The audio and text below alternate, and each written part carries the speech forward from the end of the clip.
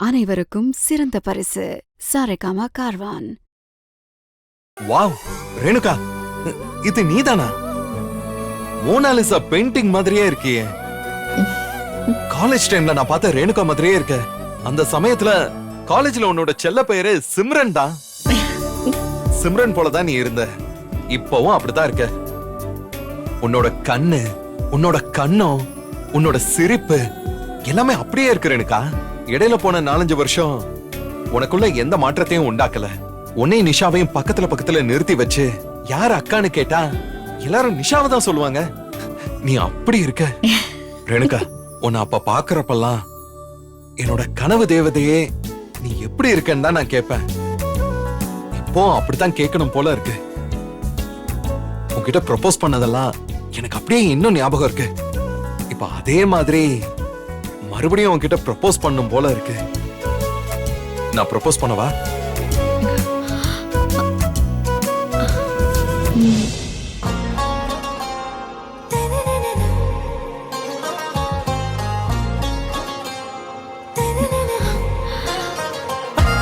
என் கனவு தேவதையே, நான் முதல் முறை உன்னை பார்த்தபோது என் மனதில் முள் தைத்தது. முள்ளை முள்ளால் தானே எடுக்க வேண்டும். எங்கே இன்னொரு முறை பார்.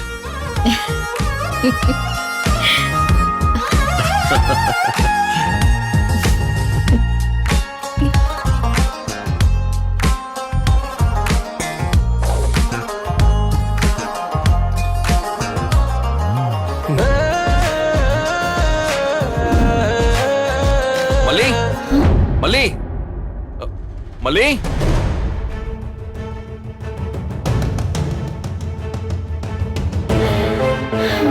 மல்லி, ரேணுகா, மல்லிய பாத்தியா? இல்லையே, பார்க்கலையே. மல்லி, மல்லி.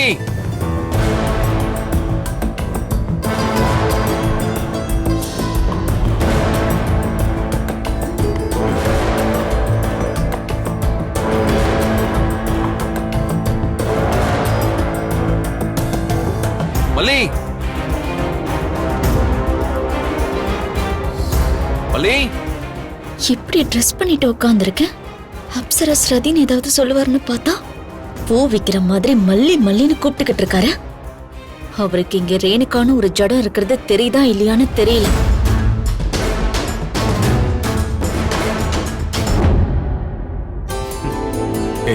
மல்லி, எங்க போன? உன்னை எங்கெல்லாம் தேடுறது? கோவிலுக்கு போனேங்க. ஏன் என்ன தேடினீங்க? இது ஒரு பெரிய தப்பு பண்ணிட்டேன். உன்கிட்ட சாரி கேட்டதான் என் மனசு ஆறும். அதுக்கு தான் ஈசிஆர்ல இருந்து பைக்ல அவ்வளவு வெரைட்டி வந்தேன். தப்பு பண்ணீங்களா? நீங்க என்ன தப்பு பண்ணீங்க? நீங்க தப்பு பண்ண மாதிரி எனக்கு எந்த ஞாபகமும் இல்லையே. நிச்சயமா தப்புதான் மல்லி. என்னோட பிசினஸ் பத்தி உங்க அண்ணன் கிட்ட நீ சொல்லிட்டேன்னு அந்த ராஜி சொன்னதை நம்பி நான் உன்னை திட்டிட்டேன். ஆனா நீ சொல்லல.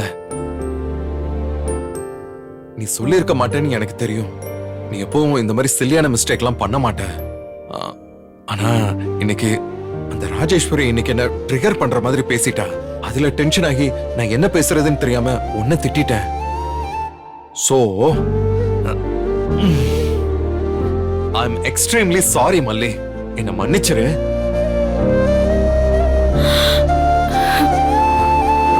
என்ன டாடா, நீங்க சாரி சொல்றீங்களா இல்ல ப்ரப்போஸ் பண்றீங்களா?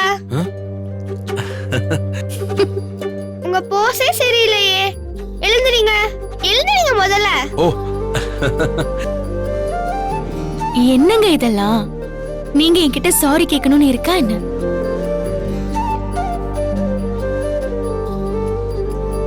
மத்தவங்கள மாதிரி மனசால கூட நான் எப்பவும் உங்களுக்கு துரோகம் நினைக்க மாட்டேன்.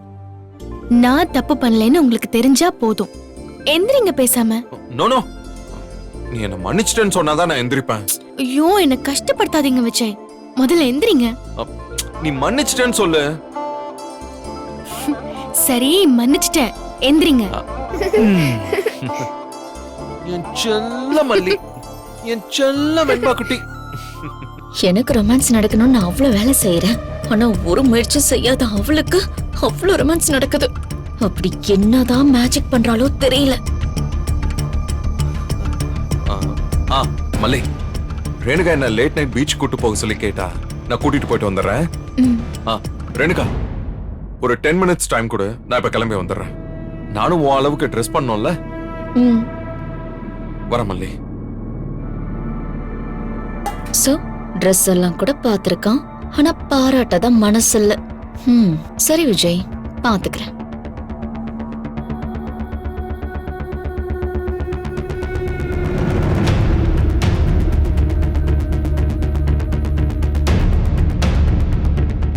என்ன அப்படி பாக்குற?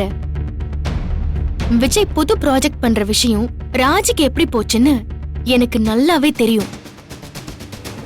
ஒண்ணு மட்டும் சொல்றேன், என் புருஷனுக்கு துரோகம் நினைக்கிற ஜென்மம் எவனா இருந்தாலும் சரி, எவளா இருந்தாலும் சரி, நல்லாவே இருக்க மாட்டாங்க. நான் எடி பேயடி பட்டு என் கால்ல தான் வந்து விழுவாங்க.